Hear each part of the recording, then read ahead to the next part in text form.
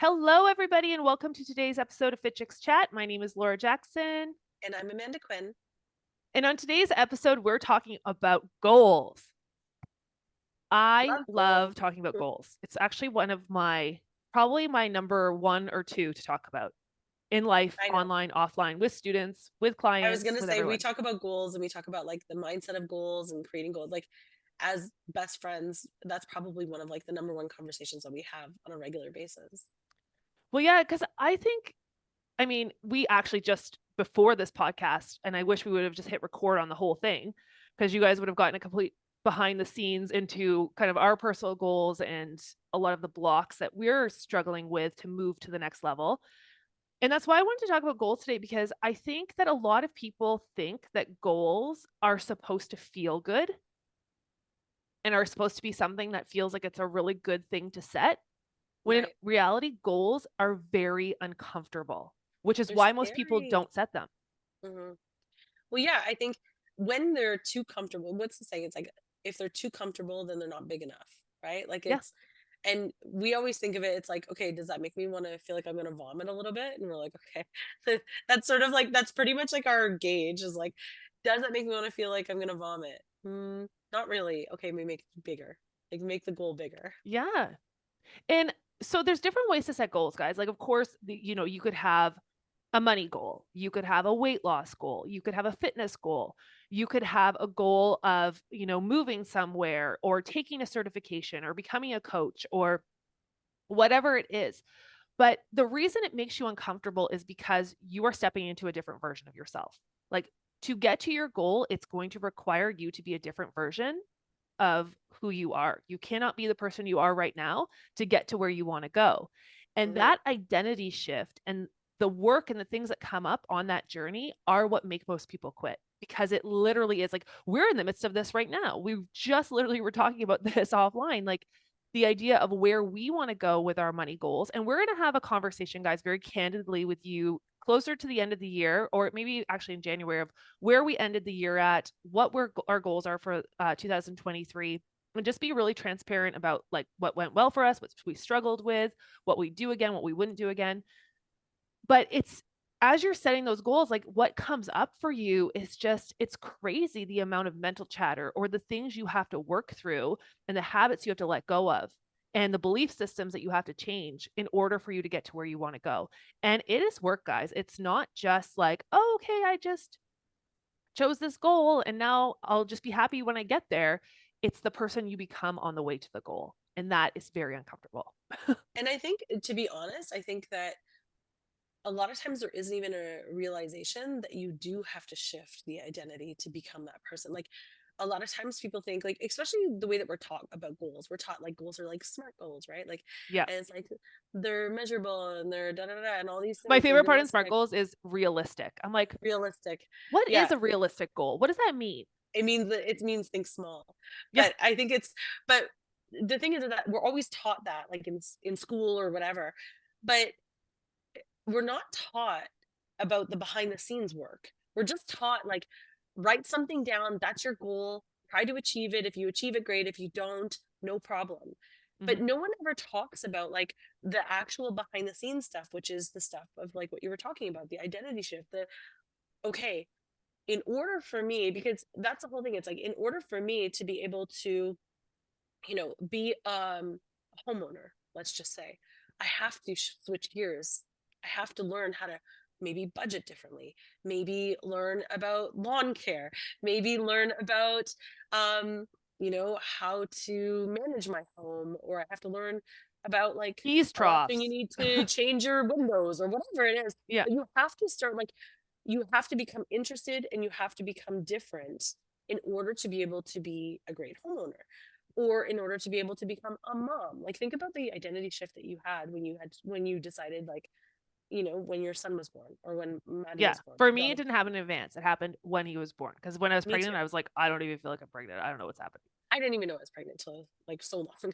But it's like, yeah, like you you become a different version of yourself. And it's not that you have to lose the part that you were before, but it's about increasing your knowledge. It's about creating a new part of yourself. that becomes the person that you envision. And I think that that's the piece that nobody talks about. Nobody talks about like what it takes internally to get to where you want to be. And when you realize that you're not getting to your goals, or you're setting up these smart goals or whatever it is, and you're not actually getting to them, it's because you're not doing the behind the scenes work. And that's the Completely. hard truth of the matter. Well, and also because, when we set SMART goals, so specific, measurable, attainable, realistic, timely, that's what SMART stands for. We tend to stamp that like on a specific time frame, right? So we're like, okay, I've set this specific goal, it's measurable. So let's say my goal was to lose 50 pounds.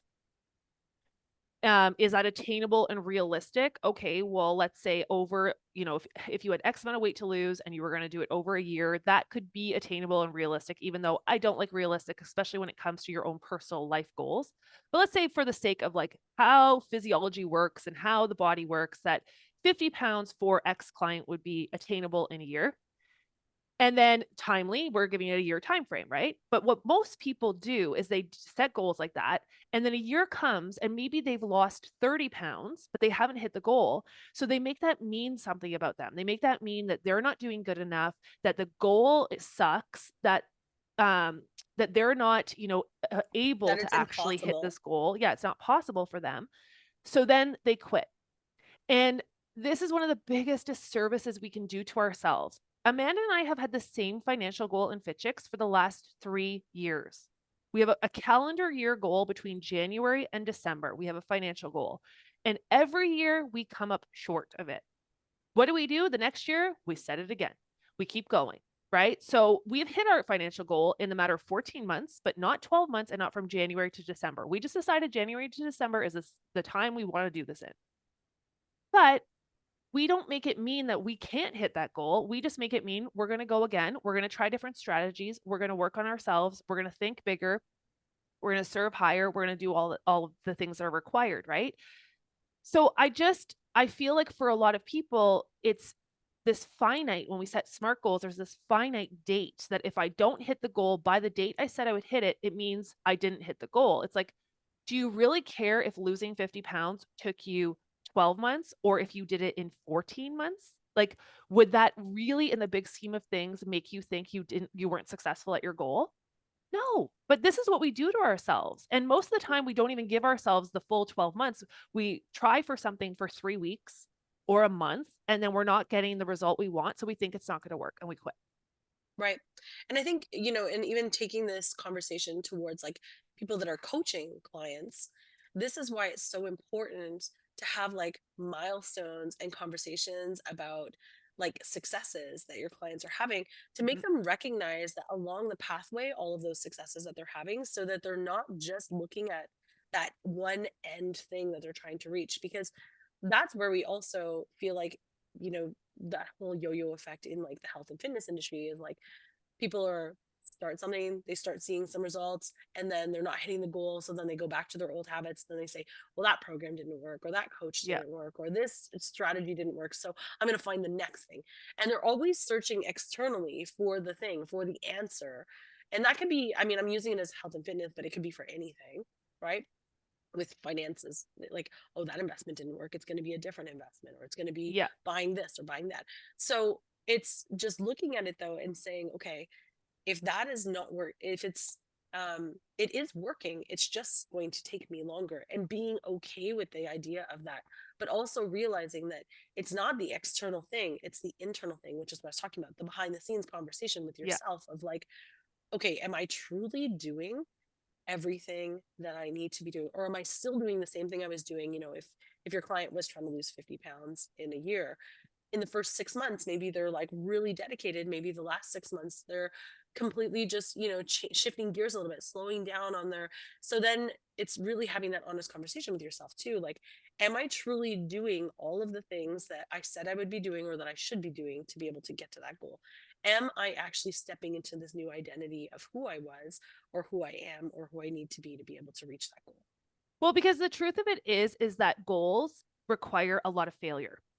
And a lot of people do not feel comfortable with failure. We hear it all the time in the academy when people are coming into the academy.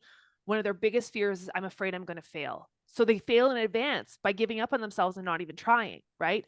We have this concept that failure is such a bad thing when in reality, failure is the steps to your goals, it's the steps to your dreams. So in my one of my coaches, what she teaches is the idea of, decide on 25 big fails you're going to make in in a quarter to get to your goal. So if you're like, okay, I want to lose 50 pounds, and let's say in the first 3 months of the year, I'm going to, let's say if I divide that by 4, I'm just going to say 15 pounds or 12 pounds for the sake of it. What are 25 things I'm going to try that I could fail at that will bring me closer to that goal? So things like, for example, maybe I'm going to join a gym. Maybe I'm going to try to meal prep all of my meals. I'm going to do this, like coming up with all these ideas that you could fail at. And then it starts to take the fear away from failing, because your goals are going to require you to be completely uncomfortable and to fail a lot. And if you don't have the mind management skills and the long term belief in yourself, you will give up before you get there. And one of the other things I just wanted to say, I know we've got to wrap this up, is I also think one of the most important things when you're goal setting, no matter where you are in the journey, is reflection. And the reason why two goals are really uncomfortable as well, other than failure, is you're looking from lack. So you're looking from where you are right now to where you want to go. You're looking at the space between where you are right now to the goal that you want to hit. And Mhm. in that space, you don't have it yet, right? You haven't created that result yet. So you are looking at lack. And lack, of course, is a feeling of I don't have enough. I'm not enough. I can't do this, right? So Mhm. again, that perspective shift makes you always see what you don't have. Whereas if you take, and this is a coaching tip too, if you take regular intervals with your client, like Amanda was saying, and reflect back, how has this goal changed you? Not just where are you at against the goal, but reflect back at what has changed in your life. So, for example, my 50-pound weight loss, you could suddenly realize that, oh my gosh, I'm now drinking 8 glasses of water a day, and I never did that my whole life. And now it's a habit that is literally effortless. Like, I'm so much less stressed at work or snappy with my kids anymore because I have an outlet for my stress. So those things, because we don't think about that. We're looking at the goal. We're looking at, okay, well, I got another 20 pounds to go. I got to keep heading this way. And I'm not there yet, but I'll be Mhm. happy when I get there, instead of looking back and being like, oh my God, so many other things have changed because I've decided to have this goal. And that's what's happened to us. Like when we look at our goal, we still haven't hit the goal. But if we never had that goal, we would be completely different people right now. Agreed. Agreed 100%. Okay, chicks. So that was our quick little podcast on goals. Set some big goals. If you have the goal of getting certified, make sure to check out fitchicksacademy.com. We have 2 amazing certifications that are coming up in 2023. We also have a ton of other courses and done for you programs to help you grow your coaching business and hit your goals before the end of the year or into 2023. So make sure to check it out, and we will see you next week. Bye, everyone. Bye.